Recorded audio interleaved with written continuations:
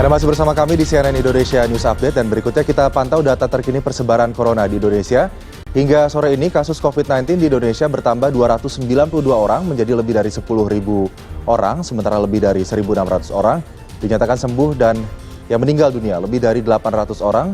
Dan dari data ini kita bisa lihat pasien yang sembuh 830 lebih, maksud saya pasien yang sembuh ini lebih banyak daripada yang dibandingkan yang meninggal dunia. Begitu kita harap angka persebaran COVID-19 bisa terus ditekan begitu sehingga Indonesia benar-benar bisa bebas dari virus corona.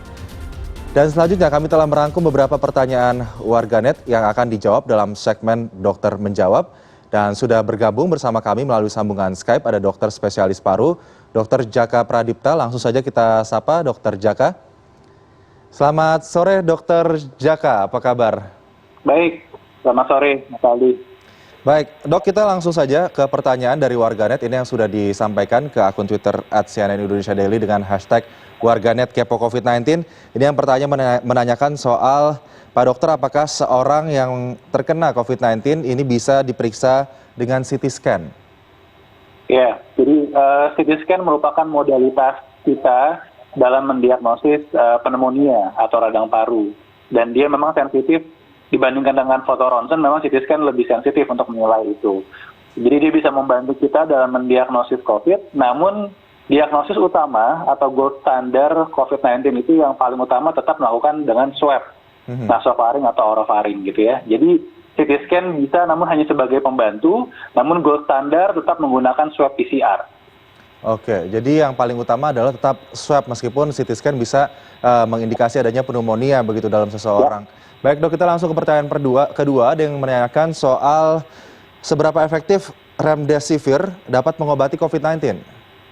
Ya, remdesivir itu sebenarnya obat yang dipakai untuk Ebola dan dipakai juga untuk SARS dan MERS. Nah, beberapa penelitian mulai dicoba terutama di Amerika pada 1.000 pasien ya yang terinfeksi dan dibandingkan dengan orang yang tidak diberikan, memang angka kesembuhannya itu lebih cepat dengan menggunakan remdesivir gitu ya. Kalau nggak salah 11 hari dibandingkan dengan orang yang tidak diberikan itu 15 hari. Jadi hal ini memang cukup memberikan kabar baik untuk kita.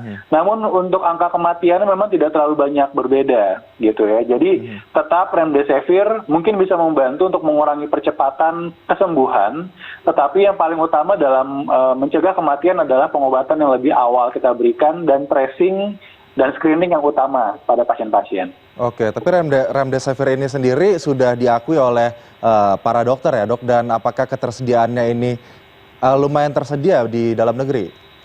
Ya, memang itu sangat terbatas sekali, obat yang memang jumlahnya tidak banyak. Jadi apabila penelitian-penelitian ini berjalan dengan bagus, hasilnya baik, maka produksi akan ditingkatkan dan mulai akan disebarkan. Targetnya seperti itu. Oke, itu rekomendasi dari dokter terkait dengan remdesivir tadi ditanyakan oleh salah satu akun Twitter. Selanjutnya kita ke pertanyaan dari @mamat93 yang menanyakan kucing atau binatang peliharaan yang suka kabur keluar atau lingkungan tetangga ini dan balik lagi ke rumah itu bisa jadi media penularan COVID-19 atau tidak, Dok? Iya, jadi beberapa penelitian saat ini mencoba menilai hewan-hewan peliharaan yang tuan rumahnya itu positif gitu ya, diperiksakan.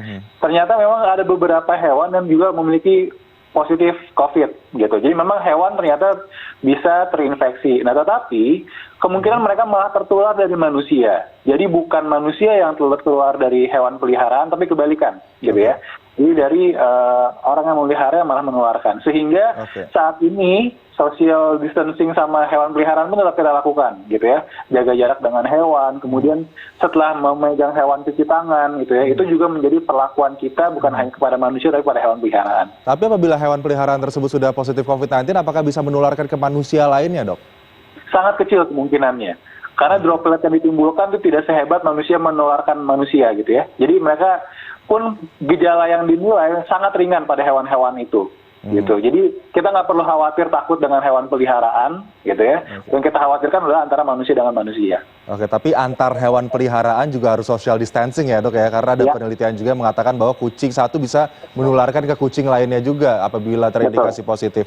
Baik, Dok, kita ke pertanyaan selanjutnya. Dari @purba451D yang menanyakan bila terkena positif COVID apakah pengobatan ditanggung negara. Hal ini harus transparan supaya orang-orang tidak takut rapid test. Sampai ada yang kabur dari perawatan mungkin takut nggak bisa bayar. Ini di lapangan bagaimana, Dok?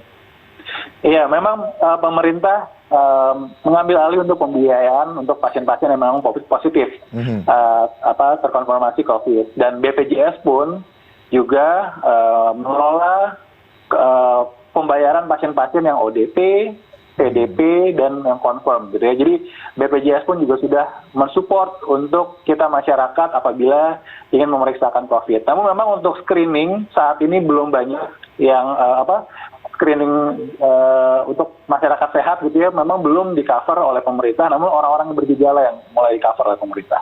Oke, mungkin Dok terakhir kurvanya hingga saat ini kalau Anda mengamati dari awal, apakah kita sudah mencapai titik peak atau puncak dari persebaran COVID-19 di Indonesia? Ya, saya memang di Jakarta ya, kalau memang melihat trennya memang kasusnya kalau di Jakarta, mungkin karena rumah sakit sudah mulai banyak, jadi mulai ada penyebaran pasien-pasien yang mendapat pelayanan di rumah sakit di Jakarta gitu ya.